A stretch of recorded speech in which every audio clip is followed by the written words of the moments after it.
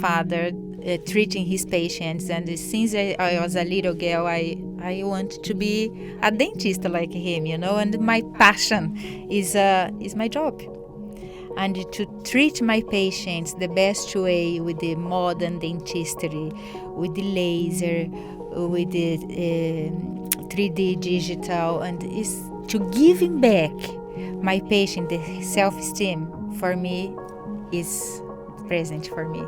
It's everything. Teeth are coated with toes and potential. So we tried to kind of all these tests. I retired, and obviously, but thankfully.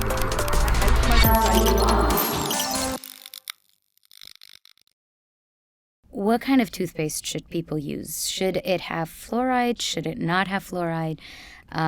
What should we be looking for? I mean, I'm not talking about brands. I'm talking about maybe ingredients. Like, what should we look for in proper toothpaste? Depends each patient. Okay. Individually, each one, For example, if the patient have sensitivity, they need a toothpaste with desensitizer together there. Okay. If they have gum problems, they need some toothpaste has a medicine can help the bleeding gums, for example. Oh, okay. And another one has more sensitivity or anything. Depends for each patient. I don't like much with fluoride. Okay. Especially kids. The kids normally swallow a little bit, and this is not good for health. Of course, it's a little bit, but it's every single day. Right. Like 3 to 4 times is too much. Yes. Yeah. But for kids, I always say to moms, please attention for the nutrition, less sugar, everything, all this, and give without fluoride. For adults, have so many types of toothpaste today. Heavy with the nano hydroxyapatite, heavy with the potassium, heavy with the aloe vera, tea tree. All these going to help to take the sensitivity and help your tooth structure to not have cavities. What I'm going to like to say as well about the many people like mouthwash. The mouthwash, I don't like. I don't like because has so many components there. I don't believe it's good for us. And recent study, they prove only in 7 days for some patients they start giving the mouthwash, the blood pressure is increased. I never do. I always give it to my patients the option for essential oils. Okay. Have you heard about? No. Essential oils. Essential oils. I make my mouthwash. Interesting. I put half glass of water and 2 or 3 drops of essential oils. You can put like tea tree, you can put rosemary, cloves, and this is going to clean. I don't do very often, but sometimes I like to feel a little bit refreshed, and then I put 1 drops of peppermint of essential oil. And you can do a tea. You make this jar of tea with the cinnamon, cloves, stars anise, and the ginger, and let it cool, and you can do this mouthwash. I'm glad you mentioned gum bleeding as well as you were speaking, because I know I faced this for a while, and so many people around me said the same thing.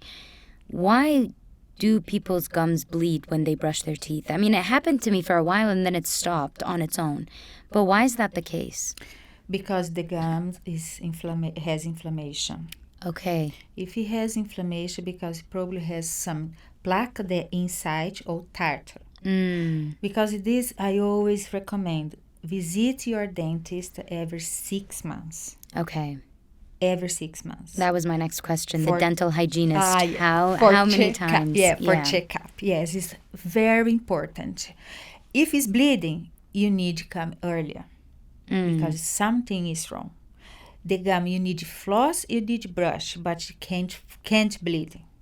Okay. Shouldn't be the case. No. If it's bleeding, shows something is wrong there. You mentioned, you go to your dental hygienist or get your teeth cleaned at least every 6 months. But how important is that? Like, what if someone doesn't do that? Like, what can the plaque do to your teeth? The plaque became, after all this period, it became very solid. It's tartar. The tartar has a lot of bacteria. And this going to start can destroy the surface of your teeth. You can start to have a cavity. You can have a gum diseases like gingivitis. Oh, wow. Gingivitis is a gum bleeding. If you don't treat the gingivitis, you're going to have periodontitis.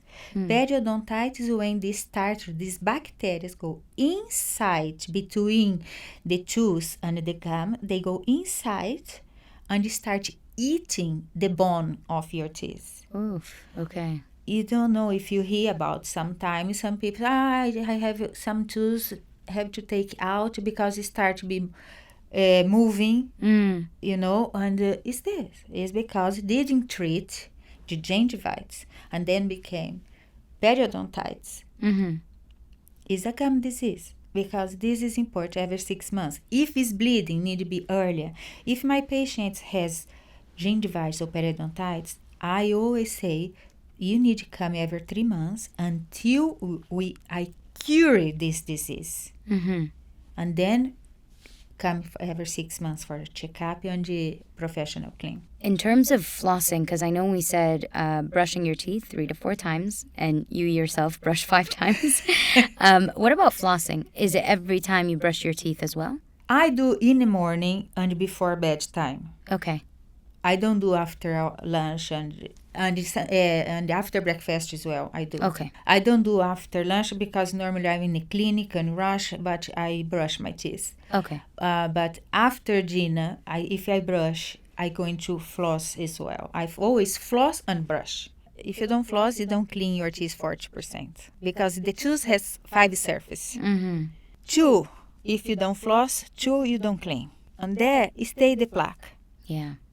Yeah, the plaque again has make this acid, going to have decay, and going to have gum disease. Yes. Why so many people start the decay between the tooth? Because don't floss. They're not flossing. But I want to ask you, like, for instance, someone that's neglected their dental health or their oral health altogether and their hygiene, can that have an effect on the rest of their body? Like, can it develop other diseases? Definitely. Because has like the bacteria attack the gums, became gingivitis or periodontitis. These bacteria is terrible because they can go to the blood vessels and stopping your heart. You can have a heart problem. Oh, wow. You can have a stroke. And you can have a heart attack. It's very serious because this I always say. Your health is starting your mouth. Again, it goes back to my intro. I was just saying a lot of people neglect their dental health. Exactly.